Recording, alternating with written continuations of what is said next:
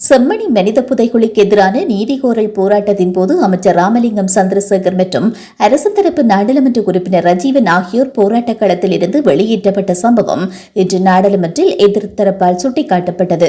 நாடாளுமன்ற உறுப்பினர் ராமநாதன் அர்ஜுனாவினால் இந்த விடயம் நகைச்சுவையாக சுட்டிக்காட்டப்பட்டுள்ளது. இதன்போது இதற்கு முன்னதாக இந்த உயரிய சபையில் வைத்து தன்னை தமிழ் மக்கள் விரட்டி அடிப்பார்கள் என கூறிய அமைச்சர் அதே தமிழ் மக்களால் இன்று விரட்டி அடிக்கப்பட்டுள்ளார் என்பதை நினைவில் கொள்ள வேண்டும் என்றும் அர்ஜுனா தெரிவித்தார். விரட்டுவார்கள் என்று சொன்ன அதே சந்திரசேகர், அதே ரஜீவன் அவர்கள் இரண்டு பேரையும் செருப்புகள் இல்லாமல் சப்பாத்துகள் இல்லாமல் தமிழ் மண் அடித்து திலத்தி இருக்கிறார் என்றால் மனதில் இருக்கிற வலி, எங்களுடைய வலிகளை புரிந்து கொள்ளுங்கள். அரசியல் செய்வது மிகவும் இலக்கு ஐயா. ஏனென்றால் எங்களுடைய வலிகளை புரிந்து கொள்ளுங்கள் என்றுதான் மக்கள் கேட்கிறார்களே ஒழிய எங்களை நாங்கள் ஒரு அரசியல் கட்சியாகவோ நாடு ரெண்டாக பிளக்க வேண்டும் என்றோ இந்த தேவை தமிழ் மக்களுக்கு இல்லை. මසිංහල කියන අපේ දෙමළ ජනතාවට කවදාවත් එහෙම එක්ස්පෙක්ටේෂන් එකක් නැහැ මේ රට දෙකට බෙදන්න ඕන කියලා.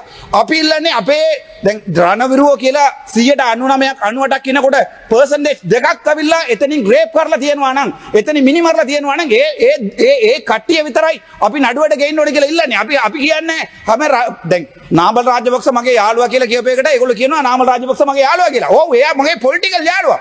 මට මෙතනින් කතා කරන්නත් යන්න බෑ. හැබැයි දවසට කාලයකට අපේ දෙමළ මිනිස්සුවකට මරපේකට යාගේ තාත්තා වගකීම කියන්න ඕනේ.